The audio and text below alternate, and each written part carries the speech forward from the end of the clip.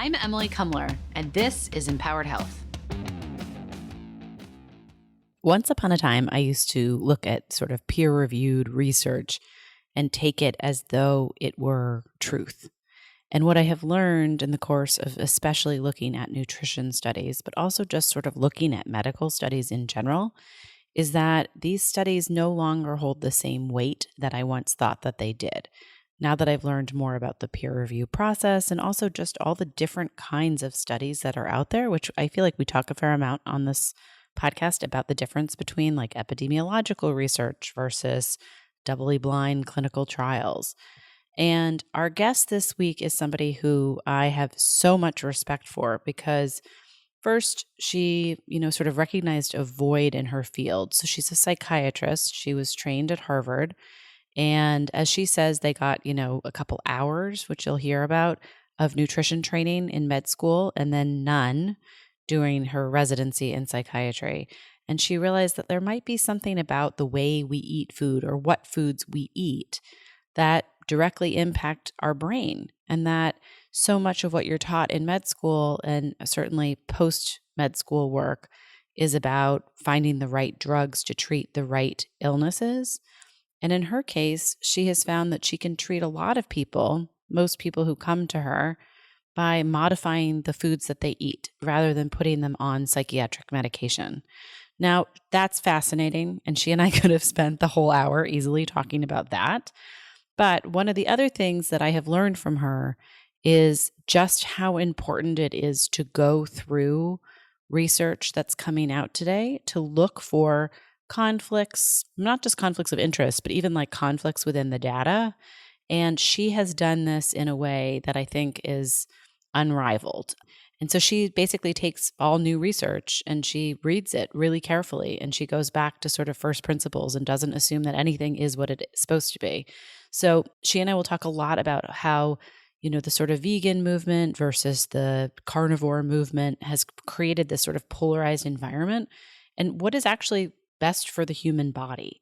And she went through in such detail the EAT-Lancet report, which is the basis for sort of a lot of the vegan argument. And she explains how there are conflicts interwoven into that document that make it really hard to make any kind of argument. And she's going to break that apart in a way that is, I think, really, really, really thoughtful. So I'm not going to try and do it here in the intro. But just to give you a little bit of background in terms of things that we're going to talk about. She also is somebody who I feel like is just generally very thoughtful about her work and her approach to things, which I think is really important because when we're in this sort of polarized environment where people are having a really hard time listening to each other, one of the things that Dr. Eid has sort of reminded me of is the power of listening. So maybe it's not that surprising that it takes a psychiatrist to remind us all when it comes to nutrition that actually we really need to just take a second and listen to each other. Hello, everybody. So my name is Dr. Georgia Eid. I am a psychiatrist based in Western Massachusetts, and I specialize in nutrition science. I have a little bit of a different focus than a lot of psychiatrists do, even a different focus than most nutritional psychiatrists do, because in addition to my work helping people to reduce or eliminate their need for psychiatric medications using nutrition strategies, I'm also very, very interested in nutrition science in general and how food affects not just the brain, but also the body.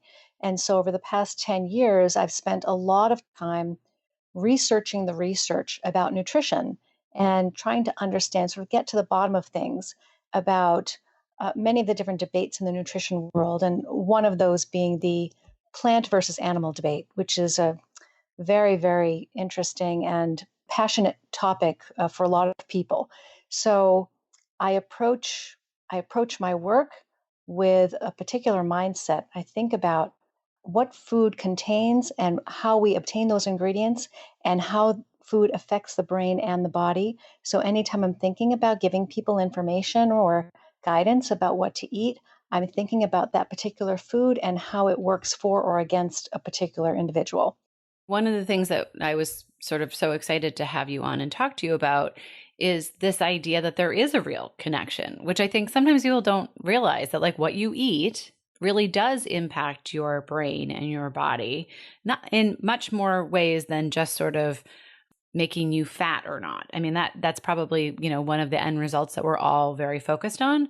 But this idea that you have sort of done a deep dive into how somebody's psychological makeup or their mental health is impacted by what they eat.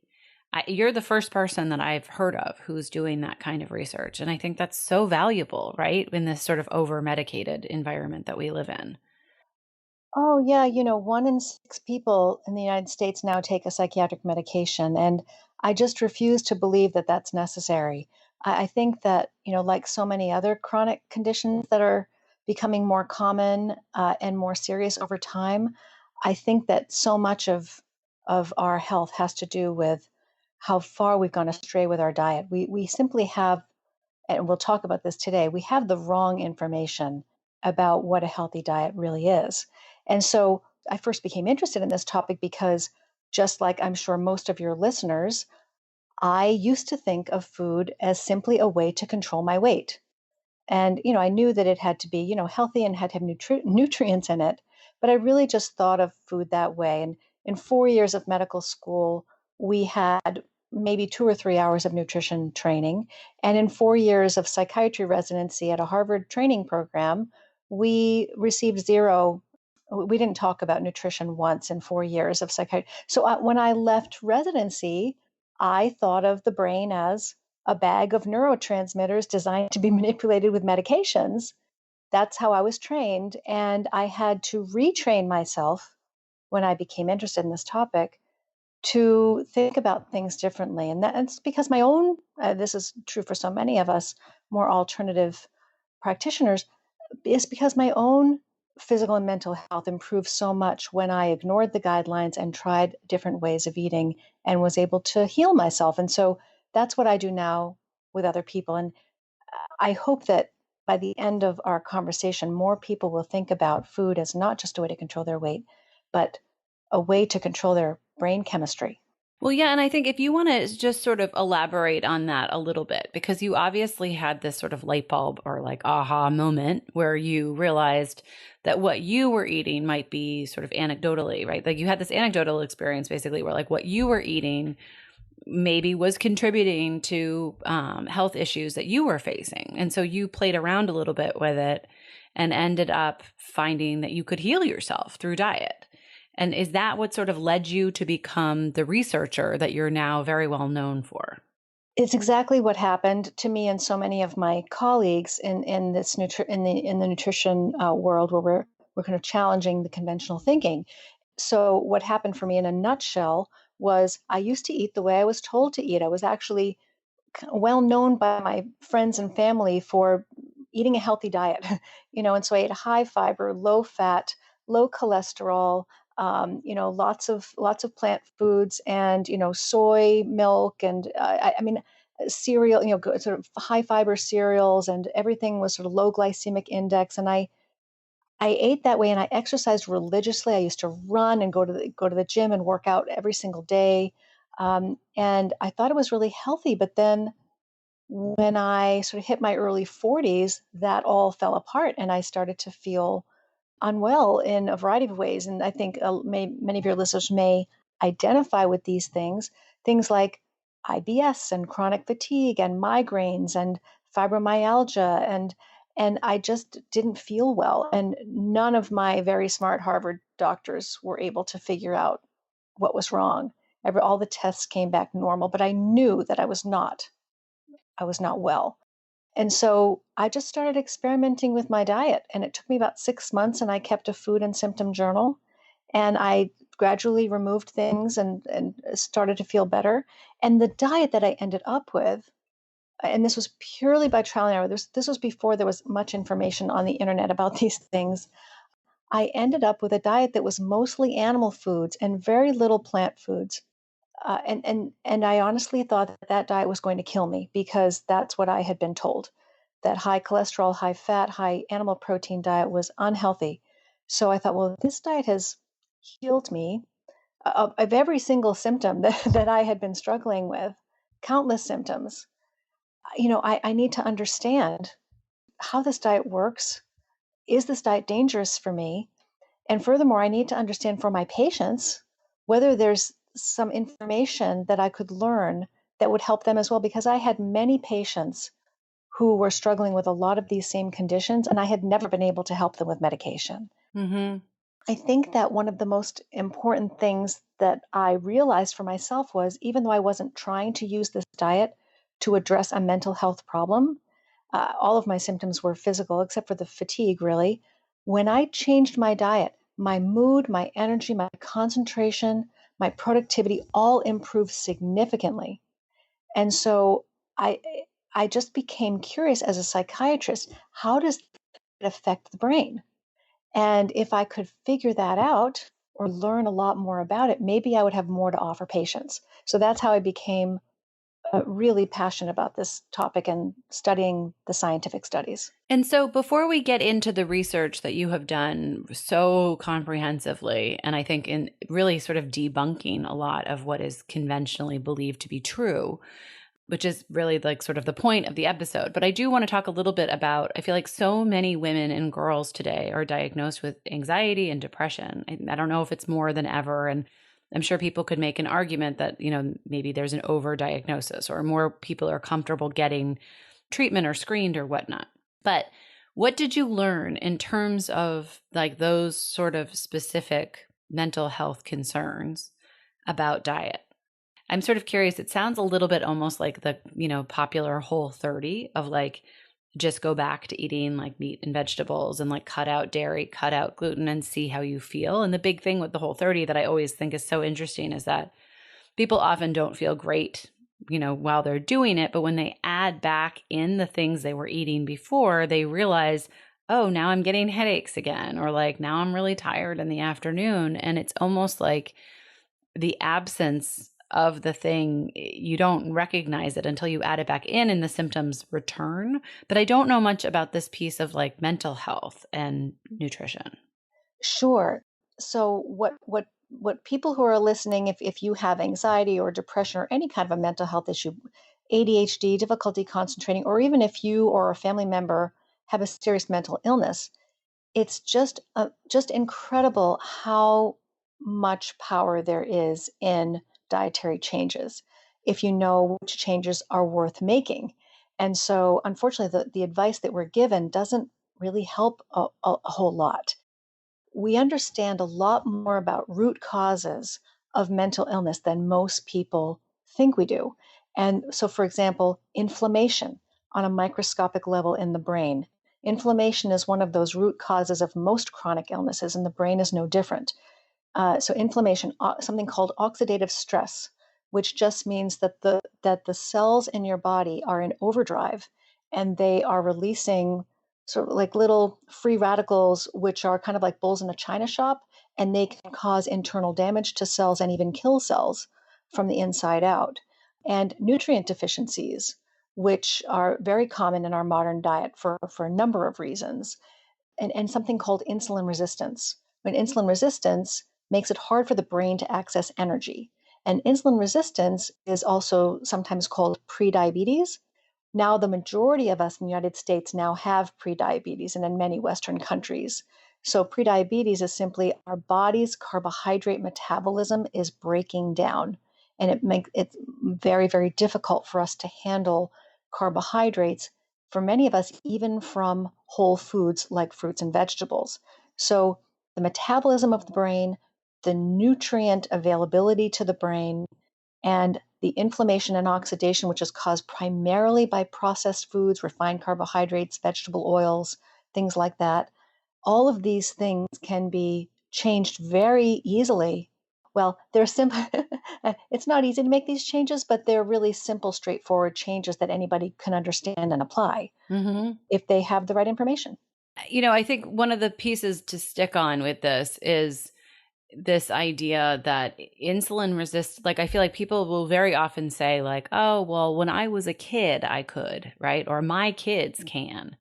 And I always like to hammer home the point that like, yeah, you've damaged your system, right? So it's not that it's good for kids either, I guess, right? That it's like you're damaging your system over time creates these bigger problems.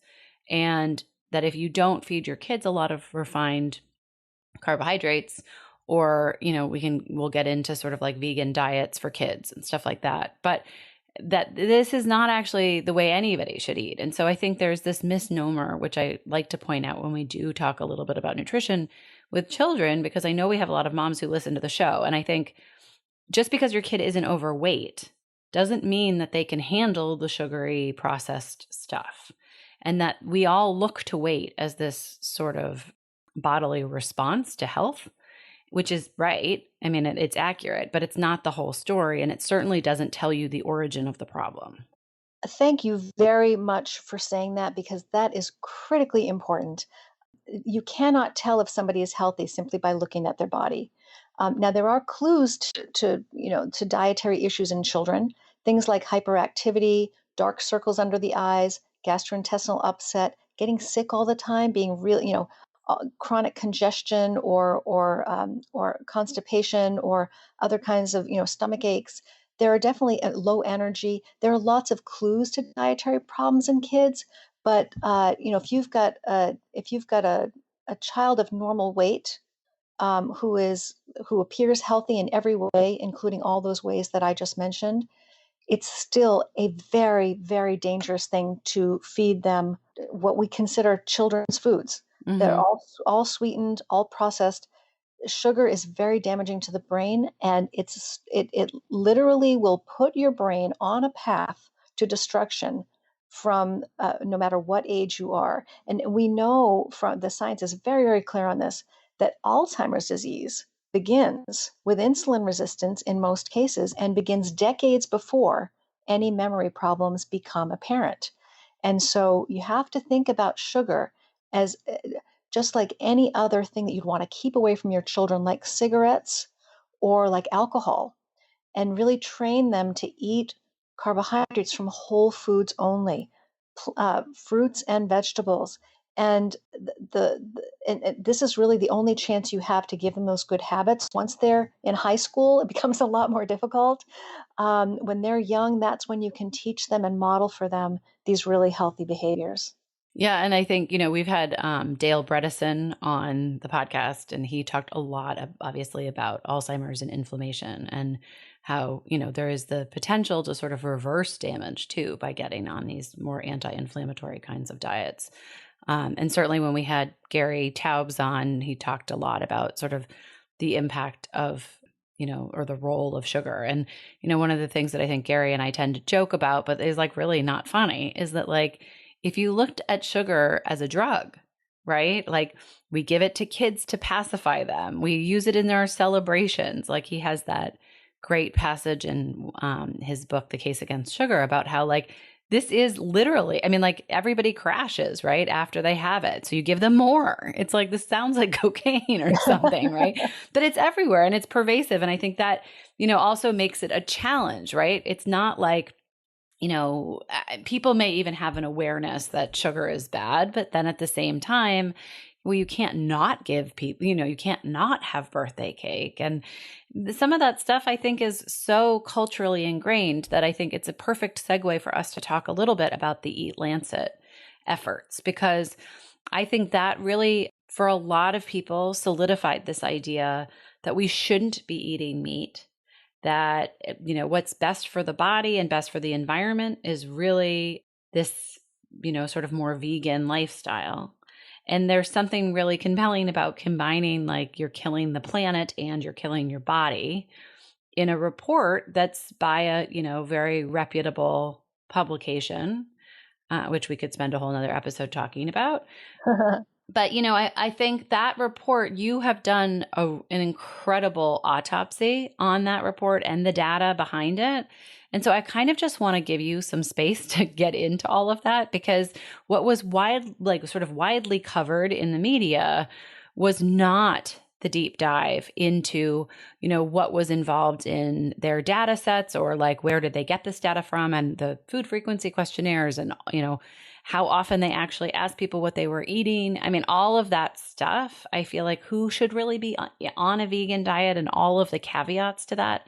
So I'm just going to kind of hold some space for you over here and let you take it away. Sure, Emily. So thank you for that commentary. I really appreciate it. I did work hard to understand this report, the EAT-Lancet report, which was published last January, so 2019, and it was published in a journal called The Lancet, which is a very reputable scientific journal, and it was authored by an international group of 37 scientists, led by Dr. Walter Willett of the Harvard University School of Public Health, who is perhaps the most influential nutrition researcher in the world. And so it carried a lot of weight, this document, and it received and continues to receive daily media coverage around the world. And it's influencing lots and lots of big thinkers in the field. So when I saw this report, I did two things with it. One is I wrote a critique of it, sort of a lighthearted but lightheartedly serious critique of it for Psychology Today. And that article is called EAT-Lancet's Plant-Based Planet, 10 Things You Need to Know. So I outlined the 10 important points from the report. And then I gave a presentation that's available online, free video online, at Low Carb Denver in March, presenting a lot of the same information from a slightly different angle. So, And we will link out to both of those. okay, great. Yeah. So because, we won't be able to, cover every little thing. And if people are curious, both of those, both the article and the presentation are designed to be understandable by the general public. Mm-hmm. So the thing about EAT-Lancet is the report is, I don't know, 40, 50 pages long, but the nutrition section is only about 8 pages long. Now it's very dense and difficult to understand, as all nutrition science unfortunately is.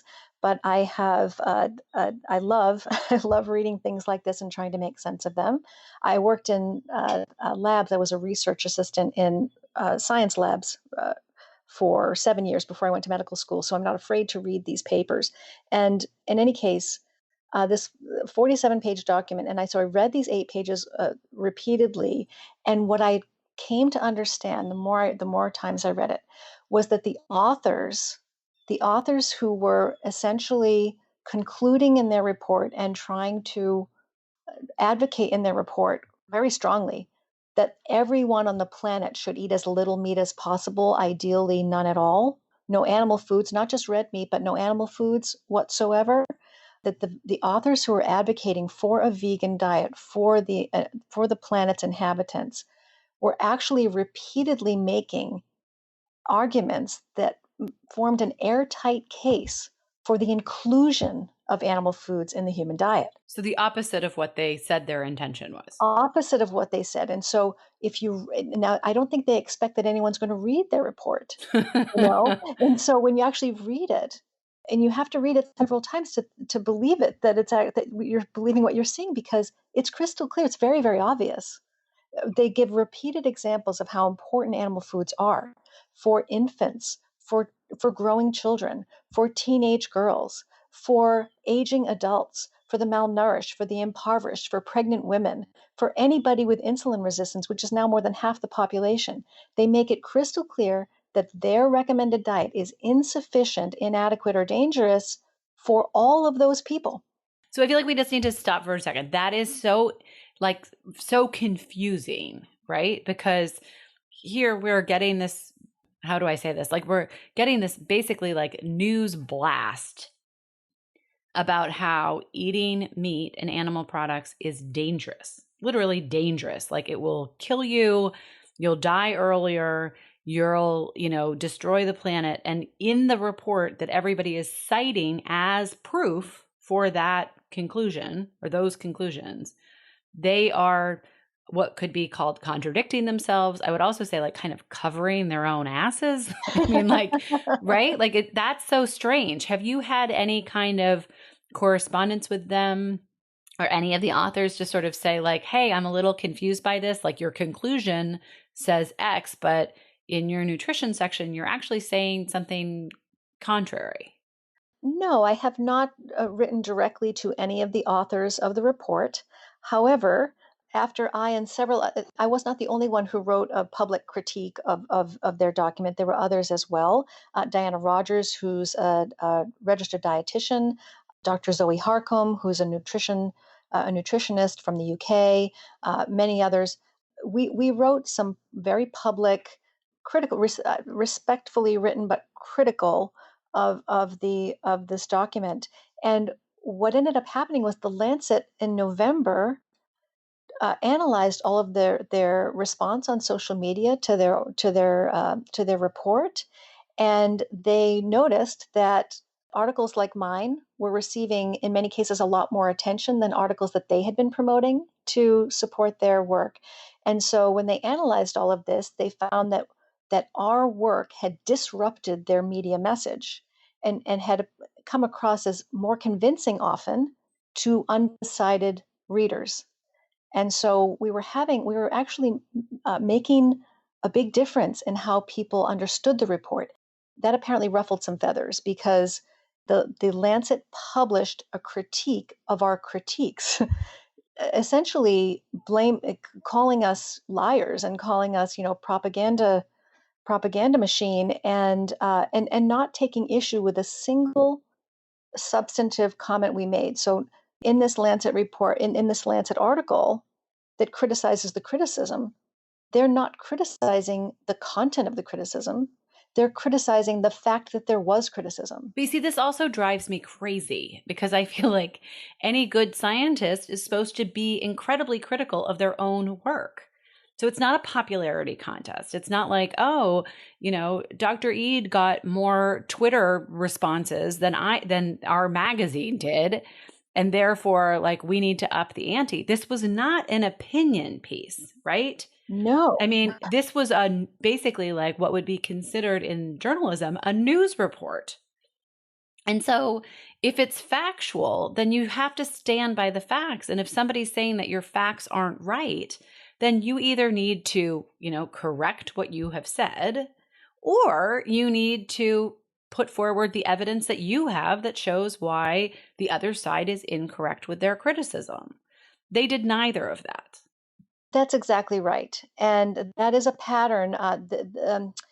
Dr. Walter Willett is no stranger to this debate. He knows exactly, I believe, what the criticisms will be. I think he's very familiar with all of the arguments against his work and defends it nonetheless. And so it's hard to know, of course, it's hard to know whether the people behind this report, whether they see the inconsistencies and understand their own writings. It's hard to say because as a psychiatrist, I understand that feelings and emotions are a lot more powerful than logic. And so there could be many, many reasons why 37 international scientists could write a report like this, which is so internally conflicted and so poorly reasoned. I mean, if you read it, you will see that they literally twist themselves into pretzels trying to get to their conclusions. Or in some cases, they just make a huge leap and don't explain how they got there. But they do literally say things like, children under the age of 2 should not be on a vegan diet. Pregnant women should not be on a vegan diet. Like all of the sort of cohorts that you listed, there's no hyperbole. That's like directly ripped from the report. No, and exactly. So in the Psychology Today article, I use only their quotes to show people what's in the report. I am not editorializing. These are not my statements. These are their statements in quotes. And I have these sort of 10 items, and we look at each quote. And then and then what I do is I ask questions about the quote. Well, if this is the case, then how can this be the case? So, for example, I'll just give you an example of a quote. They're talking about omega-3 fatty acids. Now, omega-3 fatty acids are crucial to brain health, and the ones that the brain needs the most, is called DHA. Now, DHA is only found in animal foods.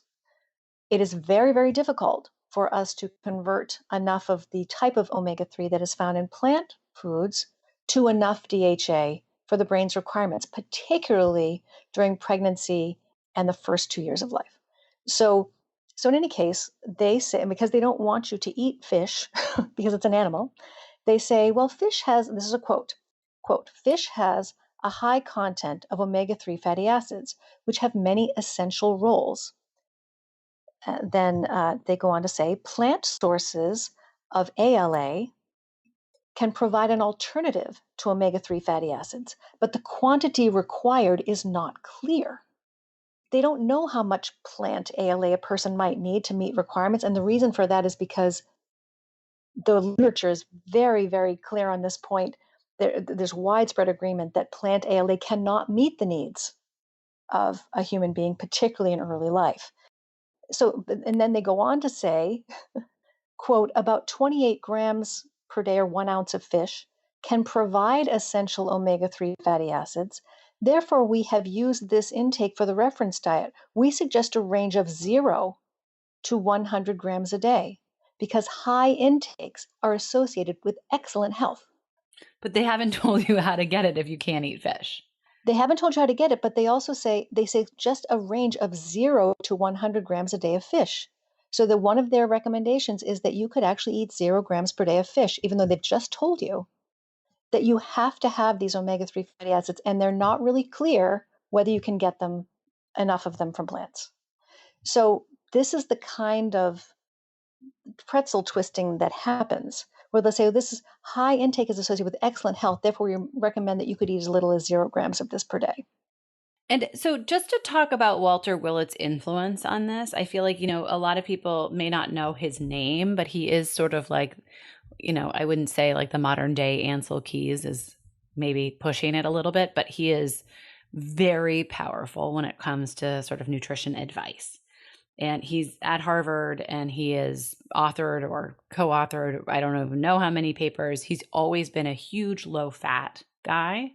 Is it like one of these? I mean, I'm asking you this sort of based on your research and also based on your expertise as a psychiatrist. Like, is he just so mired in his own paradigm that the cognitive dissonance is like he will not change his mind? Because I know there are, like, a lot of people have presented really compelling evidence to the contrary. And in some cases, I feel like he has made statements about, and I don't want to get this wrong, but he's made statements that have gone against his dogma a little bit.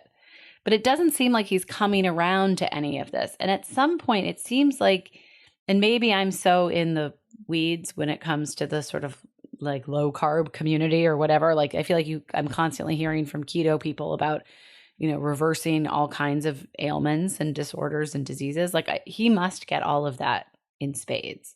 So what does it take for us to actually get to a point where there can be some agreement on this stuff? Because I think the veganism versus the low carb community is like as polarized as the Republicans and the Democrats, right? I mean, it is like people are, I hate to say, out for blood because it's like, but I mean, some of the vegan people are like really, really activist about their belief that this is, if you eat meat, you are destroying the planet and it's not good for your body. So like, what do you say to those people?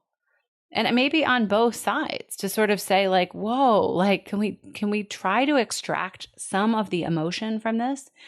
And at the very least, I feel like everybody can agree that the research has been unbelievably terrible up until this point when it comes to nutrition.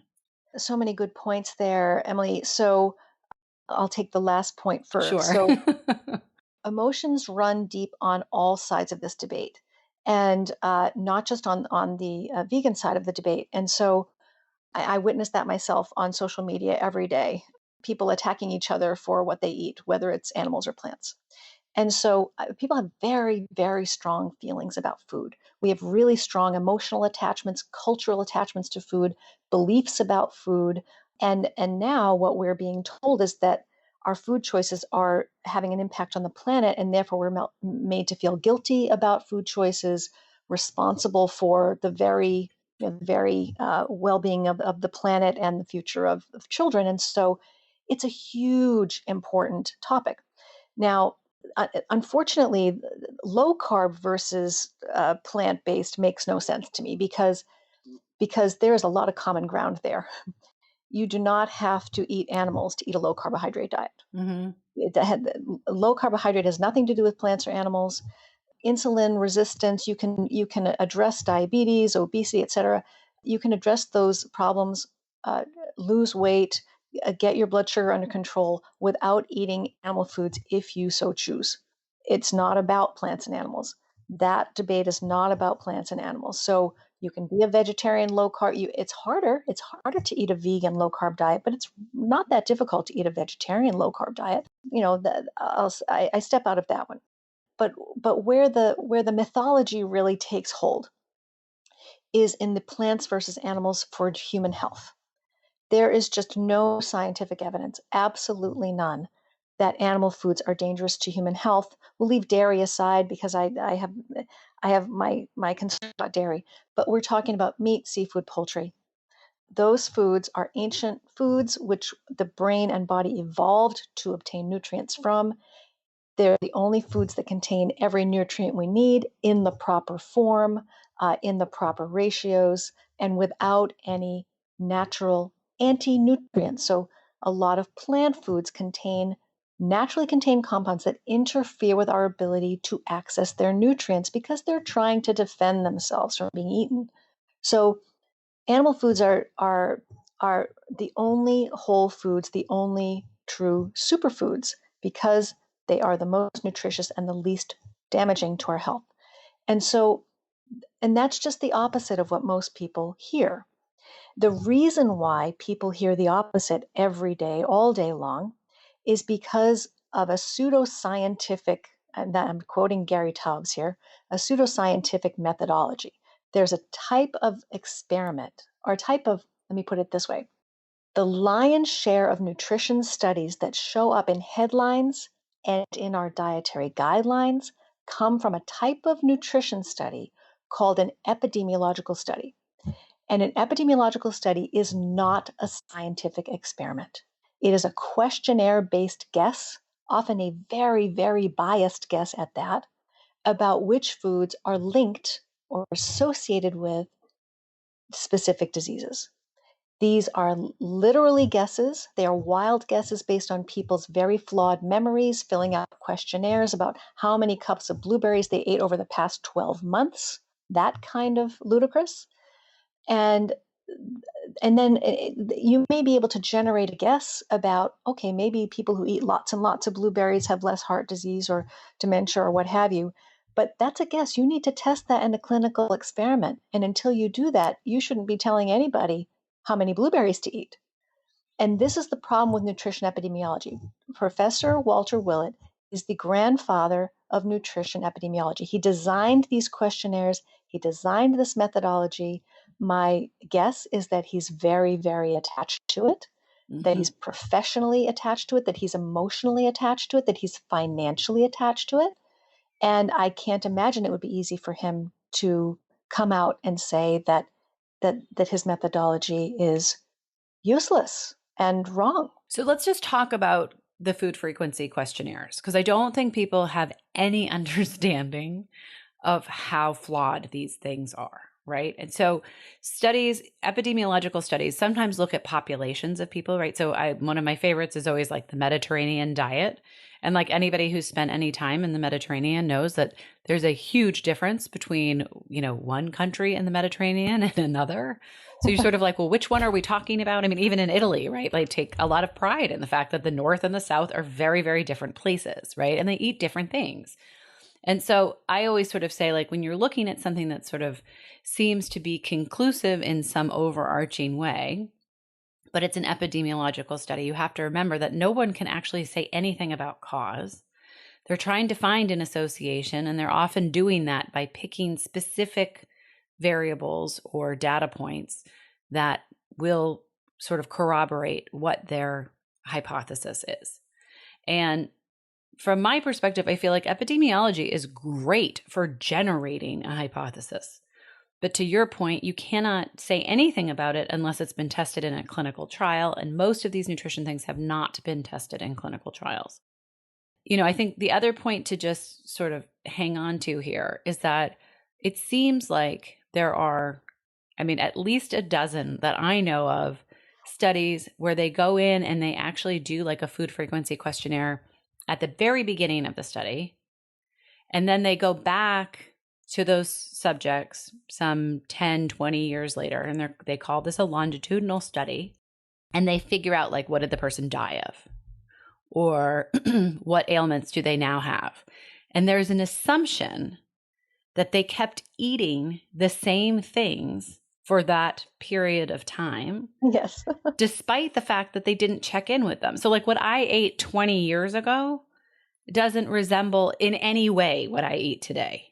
But if I had been a part of a dietary study, they would have asked me, Emily, what do you, record what you ate, and it's probably not even today. It's probably like in the last 6 months, which is also really hard to kind of come up with any sort of accurate measure of what I'm eating on average over 6 months, or even like how to answer that question.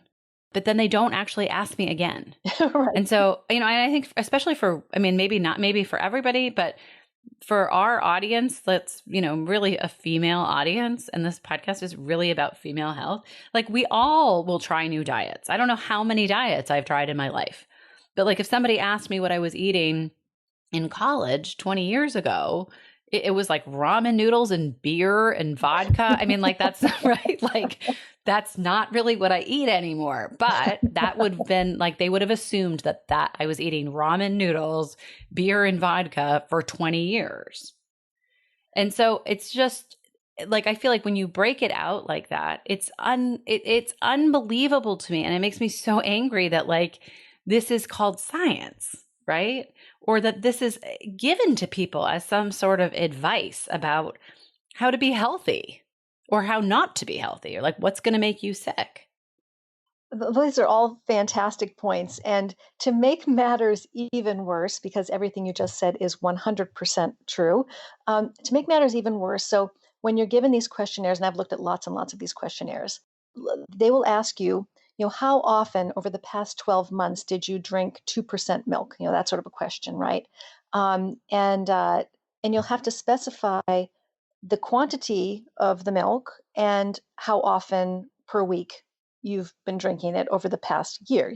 And they ask you, to average that. Let's say that, you gave up milk for Lent. You've got to figure that in, right? So of course, how can we answer a question like that? Most people, unless you don't drink milk at all, it would be very, very difficult to answer that question with any degree of accuracy. But to make matters worse, these questionnaires do not allow you to choose to say, I don't know, or I can't remember, I'm not sure, which I think the lion's share of questions, a lion's share of people would want to answer many of those questions with that option. You are forced to quantify. You are forced to make a guess. And that is anti-scientific. Mm-hmm.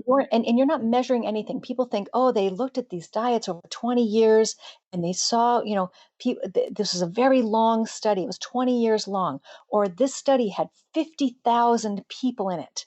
So they studied 50,000 people for 20 years. How can that study not carry weight? Well, it's only as good as the data that comes out of it. And I would argue there is no data in an epidemiological study because data implies that you're measuring something. You haven't measured anything. No one has measured what you've eaten over the past year. I eat a diet that it takes, my diet is limited to about 10 or 11 foods. And I can't tell you what I ate last week. Mm-hmm. And I'm serious about that. I can't. So this is not science. This is not data. And these headlines get published before anything is tested. When the epidemiological nutrition studies that are put to the test, there have been a couple of analyses of these done. When they actually do put them into the test in clinical trials, these kinds of studies are wrong more than 80% of the time, which means that you'd be better off flipping a coin to figure out which diets are connected to which diseases. Yeah, or I feel like what more and more people are doing is like just self-experimentation, right? Where it's like try eating the opposite of how you eat for a given period of time and see how you feel. When you were doing that yourself, how long did it take for you to realize the benefits of switching your diet around?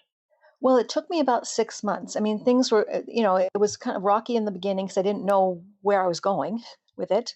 And after a few months, I noticed some trends, patterns emerging, and I just kept sort of following those trends. And then I ended up after 6 months. After 6 months, I was well. And so did you stick on the same regimen that whole time, or you were sort of adapting it as you went? No, I was making changes along the way, especially in the beginning. The first few months, I was making a lot of different changes in and out, back and forth, taking in, taking out, experimenting. Mm-hmm. And then towards the end of the 6 months, I there were the changes I was making were a lot fewer, and I was more sort of fine tuning it. And then even many times since then, I've gone back and tried to put certain things back into the diet to see if I had regained some tolerance to them, because I used to be able to tolerate a wide variety of foods until I hit my early 40s. So, and why is that? I don't know. Was it because of course of antibiotics? Was it because of exposure to some environmental toxin? Something about the microbiome broke down, or some medication? I don't know. Stress, age, who knows? But or just cumulative damage from environmental toxins or dietary eating the wrong way in my diet. So we don't know, but this happens to a lot of people over time. They'll be fine for a while, and then they're not. Lots of people are becoming desperate to experiment with their own diets because the information they have isn't working. Mm-hmm. They're getting less healthy, or they're gaining weight, or they're not feeling good, and the diet that they are told to eat doesn't help. There's that great book, The Vegetarian Myth. Leah Keith. Yes. And I feel like Nina Teicholz has a very similar story of being a vegetarian and then feeling like her health started to decline. And obviously, she's a great researcher too. And so, sort of took it upon herself to look into this stuff. But I mean, why is this happening? I mean, I kind of feel like there is this, it's so appalling to think that the recommendations that are coming through to people have been flawed for so long and we're unable to correct them. And that more and more people are getting really sick. And so, I sort of feel like the conspiracy theory, or like the people who are anti-conspiracy theory, right, are like, well, this can't be, right? Like if that were true, then wouldn't everybody sort of be up in arms and changing this? And so what do you make of that?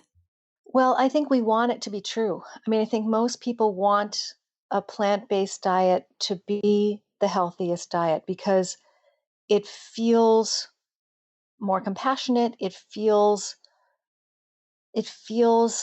better to not have to confront the realities of our biology, which is that we evolved to require a certain amount of animal food in our diets. If you remove all the animal food from your diet, you won't be able to survive, because there are important gaping nutritional holes in a vegan diet that must be very, very carefully supplemented. And even if you very carefully supplement, which the vast majority of people who eat a plant-based diet don't, because these risks are downplayed by many of the people who support and promote vegan diets. Even if you very carefully supplement, we don't know if that's as good as getting your nutrients from whole foods. So when people embark on a plant-based diet, they're doing a grand biological experiment. We don't really know if supplements are as good as whole foods. And so what are some of those things that are, causing that wreckage on a vegan diet?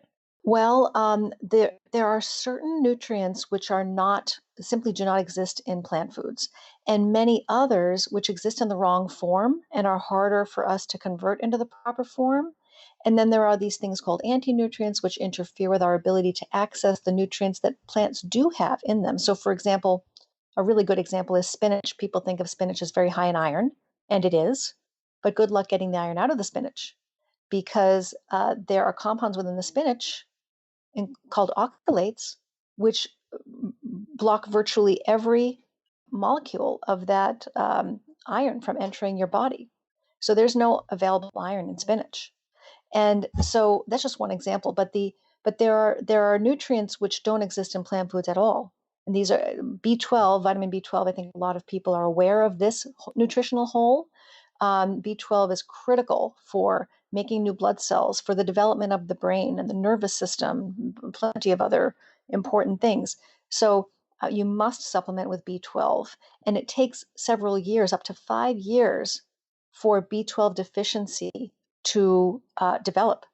So it doesn't happen overnight. So people may feel initially a little better when they switch to a plant-based diet, perhaps because they're eating healthier in general. They may have taken out some junk food. They may have had a dairy sensitivity, an egg sensitivity. They may have been eating a lot of junky sort of processed meats, who knows? But lots of people do feel better when they switch to a plant-based diet. But if you're not carefully supplementing and making sure you're not eating junk food, you have to eat a whole foods plant-based diet that's carefully supplemented. You can develop nutrient deficiencies over time of vitamin B12, of iron, of zinc, of vitamin K2, and the omega-3 fatty acids. And there are other nutrients that are harder to get. Some of the B vitamins are harder to get. Some of the amino acids are harder to get if you don't carefully plan your diet. So how these nutrient deficiencies affect any particular individual, A, will take time to manifest themselves, and B, will look a little different in each person. It could be depression, it could be anxiety, it could be gut issues, it could be fatigue, it could be skin issues or hair issues or dental issues. And so many of the students I worked at Smith College for 5 years as a psychiatrist and nutrition consultant. Many of my students ate a plant-based diet. It was a very, very popular diet on campus, a women's college. Where I went undergrad.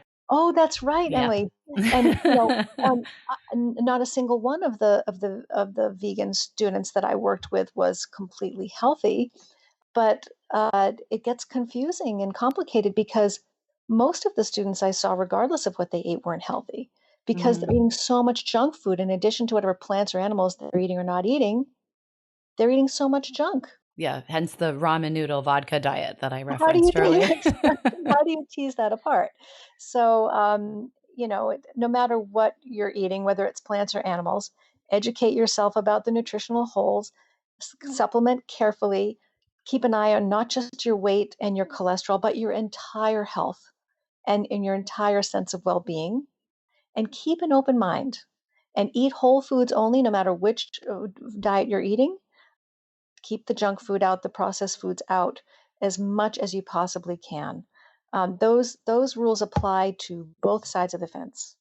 I'm Emily Kumler, and that was Empowered Health. Thanks for joining us. Don't forget to check out our website at empoweredhealthshow.com for all the show notes, links to everything that was mentioned in the episode, as well as a chance to sign up for our newsletter and get some extra fun tidbits.